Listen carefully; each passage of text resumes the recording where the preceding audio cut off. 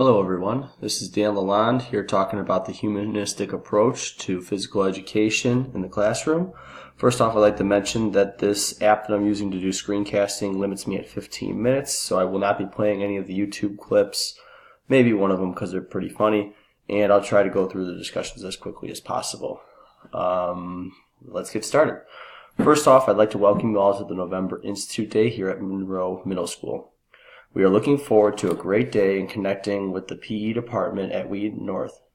For those of you who do not know who I am, my name is Dan LaLonde, and I will be your presenter today. The Monroe and Wheaton North PE departments haven't had many opportunities to meet in the past, but I am hoping that after this presentation, this will open the door for more discussion on our PE curriculums and how they can be more aligned. You probably haven't noticed that I have our school's district motto on this slide. Inspiring everyone a passion to excel. With that reminder, let's dive into it. Let's start the presentation with a quote from JFK, one of the most important figures to physical education. Physical fitness is not only one of the most important keys to a healthy body, it is the basics of dynamic and creative intelligent activity.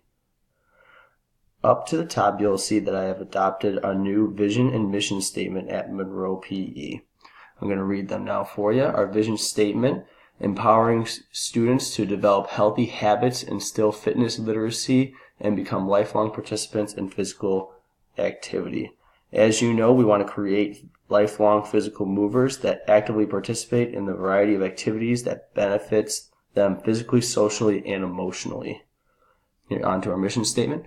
Monroe Middle School's physical education department is to provide a framework of instruction to our students encompassing building respect and instilling self-esteem, with a focus on the overall well-being of the whole child through lifelong fitness activities. Our mission is to help students make good decisions about their health and wellness. As you can see, we are truly focused on serving the whole student and equipping them with the skills and knowledge to be physically active throughout their lifetime. Try your best to remember the vision and mission statement, for it will help you in our final discussion. Okay, here's the overview for our presentation. Today's goal is to go into detail on how the PE department has adopted more of a humanistic approach towards our curriculum. We, as a department, believe that to truly make a positive impact on creating lifelong physically literate individuals is to focus on our interactions with them. The humanistic approach towards education, which I will go into much detail, is a great way to ensure that we take note of these interactions and make them as positive as possible. Back these changes with empirical evidence and common theorists around the world in education. Through much research, I have created 4 principles for the humanistic approach. I will support these principles with evidence from many popular theories. Provide detailed examples on how these changes have positively affected student learning. Our goal is not to just research theory.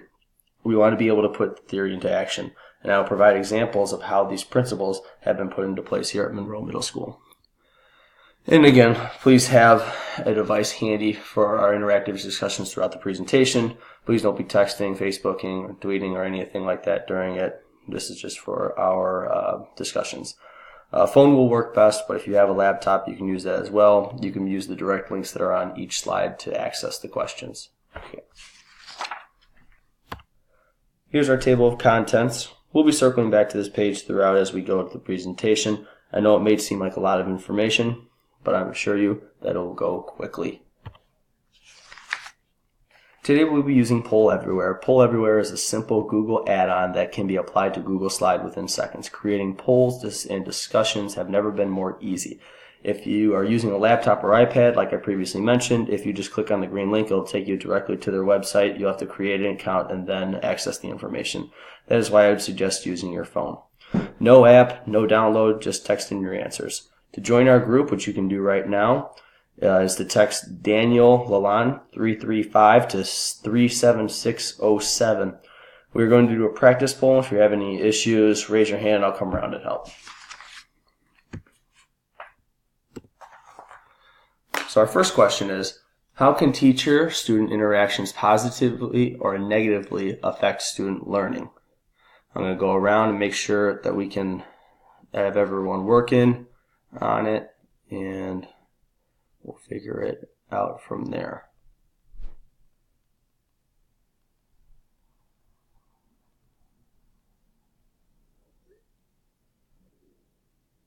Let's see if we get any responses coming up on this page. It's coming up soon. And just remember, this is all anonymous, and you can submit multiple answers. If you can't see it, like I just mentioned, I'll read it to you, and we would be going over the responses during the normal presentation, but we'll just skip that part right now. Okay, so we're going to move on to what the humanistic approach is. The humanistic approach is an idea started in the 60s, and the godfathers being Abraham Maslow and Carl Rogers, both of whom believed the foundation of education should not be solely taken in information, but developing a culture that is conducive to all learning and a chance to grow emotionally, socially, and cognitively. This approach can be easily summarized in 2 words: student-centered. Before I talk about the 4 principles I have researched, here's a quick video.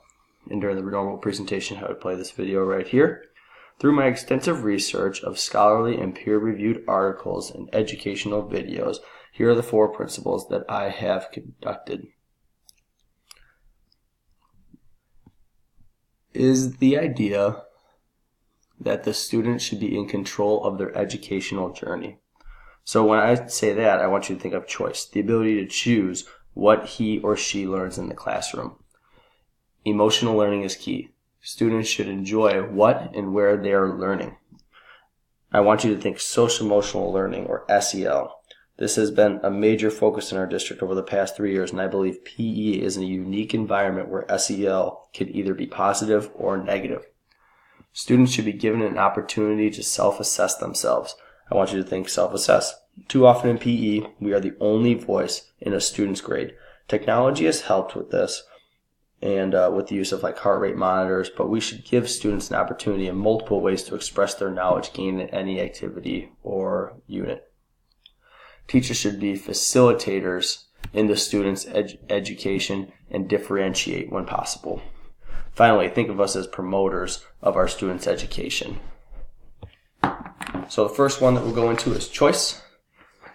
Peter Hutton asked the question, what if students had control of their learning?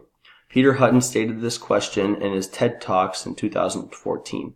He believed that traditional schooling was killing students' creativity. His pedagogy focused on students' responsibility of their own learning and teaching students practice real-life skills to take into the workforce. Students are given a choice. Students are encouraged to choose courses that make them happy and make them feel as if they were positively contributing to their learning experiences. For those students who choose traditional routes, it has no effect on others. Hutton concluded that here is a strong connect built between academic learning and real-world experiences. In a classroom where students are in control, there is a dominance among student-led discussions, small group work, and individual projects. Teachers are not lecturers, but facilitators. Hutton concluded that when students have the ability to choose their educational path, they are driven to exceed in that field, which leads to motivation. And we all know that in regards to our performance, if we are motivated, the results are usually much more positive. Students must have basic skills mastered to be given this freedom. This relates back to the saying, you have to learn how to walk before you run. We need to make sure that the basic skills are mastered before we allow too much freedom. And finally, Howard Gardner's multiple intelligences theories give students choice to allow who have certain learning preferences a chance to reach their educational potential. Howard Gardner's theory of multiple intelligences is very popular and widely accepted within the educational community. School districts have made a push in recent years to help educators better allow those technologies and practices that will appeal to a multitude of learning preferences. There's naturalistic, musical, logical, mathematical, existential, interpersonal, body kinetic, linguistic, interpersonal, spatial, and I could spend all day talking about these multiple intelligences, but let's move on to how choice as it relates to the humanistic approach in physical education at Monroe. So, here are some examples of how it is used in PE. At the beginning of each quarter, we have students given a chance to pick their own track. So it's usually 3 activities that they do for 3 weeks over the 9-week quarter, and they get to choose. Most of the time we have a competitive, a non-competitive, and just kind of like a basic one. We do our unit days on Monday, Tuesday, and Thursday, so 3 days a week they're in their unit, and Wednesdays and Fridays are our fitness days. This relates to Peter Hutton's question on taking control of their education. Students choose their activities and ultimately gain more knowledge in the activities and concepts they are more motivated in. So if you have a student that really likes to do competitive sports like football, that competitive kid learns most by playing those sports and ultimately showing their learning preferences by actually moving and becoming better at that skill. As an educator, I would assess that student on how well that they've grown playing that game or that activity. And then you could have a student that is more like linguistically, and they like to do non-competitive sports.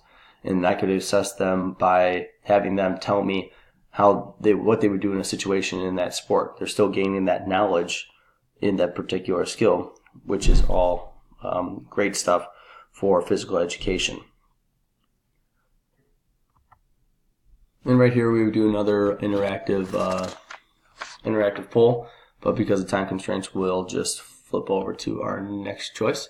Our next one is emotional learning. Emotional learning is so important in PE. For years in PE, SEL was never addressed, and large populations of students were forever shut off towards being physically active. In the realm of the humanistic approach, SEL is vastly important to its success. The biggest key to this principle is ensuring that physical environment is conducive to learning. Students should feel physically and emotionally safe when inside any learning environment. This makes sense. When you feel uncomfortable, you never are as focused as you could be. As PE teachers, we have all seen this. Some students who are so incredibly uncomfortable with any PE situation, and it greatly affects their learning. With our humanistic approach, we need to strive to make the PE environment less stressful and judgment-free. Albert Bandura's social learning theory basically states that we learn from one another by observation, imitation, and modeling. Within the means of the humanistic educational approach, teachers need to ensure that teacher-student and student-student interactions are positive. Albert Bandura's Bobo doll experiment is world famous, and if you are unfamiliar with it, here's a little rundown of what it is. Bandura had children watch a video of an adult acting aggressively towards a Bobo doll. The students who saw this video were more prone to act aggressively towards that doll. Bandura concluded that children,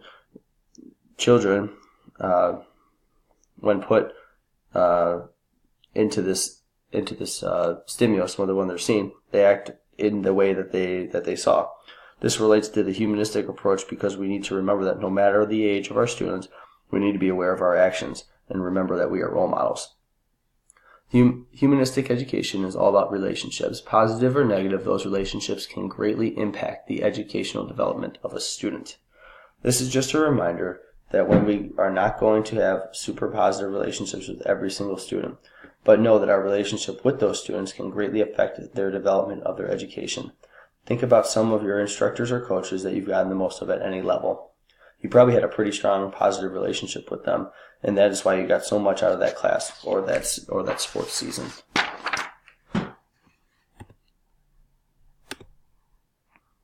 As mentioned in the previous slide, SEL is now a major aspect of PE. Shape America has a 3-page document that is linked right here stating the importance of SEL in PE. Here are some focus points for Monroe to reach the SEL in PE. Provide judgment-free PE. Strive to have positive conversations with all students. Make sure that the SEL goals are posted within the gym. And that's our Eagle Soar posters.